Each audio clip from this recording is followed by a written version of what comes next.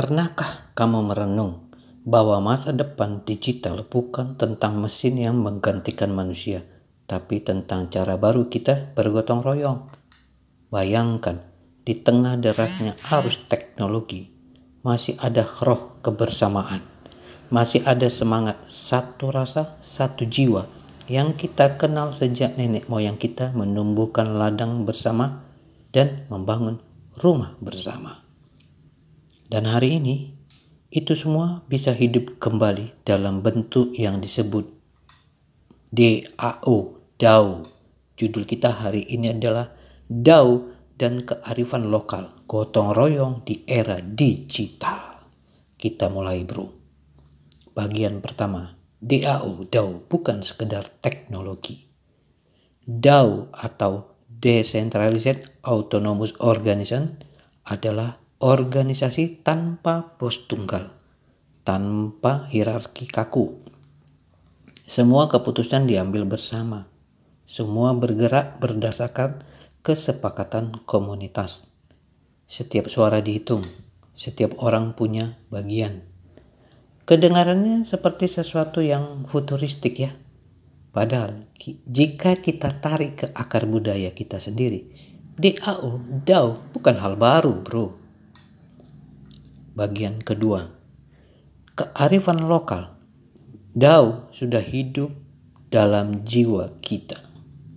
Di Bali kita mengenal subak, sistem irigasi sawah yang dikelola bersama oleh petani. Semua aturan, hak, dan tanggung jawab disepakati bersama. Tak ada pemilik tunggal air, yang ada adalah keadilan aliran. Di Sumatera, di desa-desa Batak atau Minang, kita mengenal musyawarah, rapat adat, dan sistem marga yang saling mendukung. Di Jawa, semangat gotong royong bukan sekedar kata, tapi laku harian.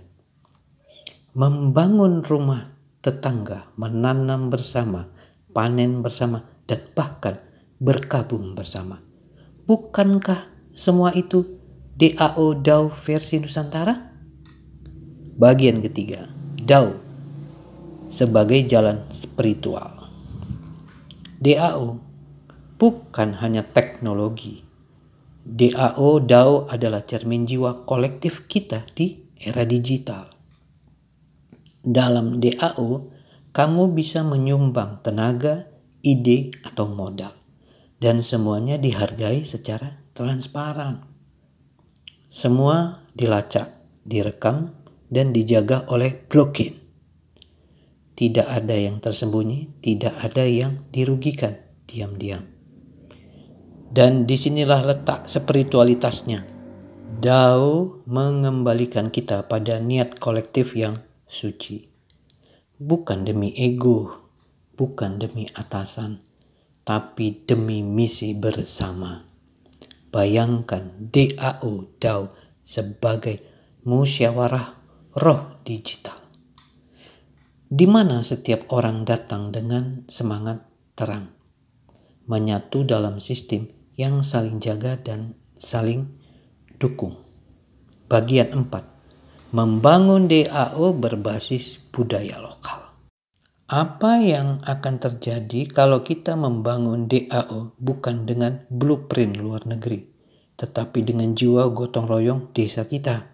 Bayangkan DAO untuk petani lokal yang menjual hasil panen bersama, seniman daerah yang menciptakan karya bersama lalu menjualnya dalam NFT kolektif, komunitas adat yang menjaga hutan dan alam dan mendapatkan dukungan global langsung ke wallet mereka, sekolah mandiri desa di mana murid dan guru membangun sistem pembelajaran DAO yang transparan dan saling menghidupi.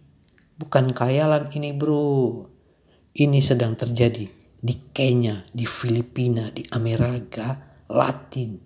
Kenapa tidak di Nusantara bro? Bagian kelima, ajakan rohani untuk era digital. DAO adalah undangan baru, bukan sekedar bisnis, bukan sekedar proyek, tapi undangan untuk menghidupkan kembali roh gotong royong dalam bentuk paling modern. Kalau leluhur kita mampu membangun peradaban tanpa server, tanpa internet, hanya dengan hati dan niat, bayangkan apa yang bisa kita bangun sekarang. Dengan niat luhur yang sama. Tapi dengan alat baru bernama blockchain. Sekali lagi, tapi dengan alat baru bernama blockchain. Sebagai penutup, inilah saatnya kita bangkit bukan sebagai pengguna teknologi, tapi sebagai penjaga nilai dalam teknologi itu sendiri. Karena DAO bukan tentang coding, DAO adalah tentang komitmen terhadap kebersamaan. Jangan lupa, semua ini bukan khayalan, kami ulangi lagi. Ini sedang terjadi di Kenya, di Filipina, dan di Amerika Latin. Kenapa tidak di Nusantara? Kita tutup dengan sebuah pantun. Naik perahu ke sungai bening, air tenang, jernih membiru. Gotong royong bukan tinggal kenangan, kini hidup kembali dalam DAO yang bersatu. Ahoy, sampai ketemu di episode berikutnya. Jangan lupa like, comment, dan subscribe.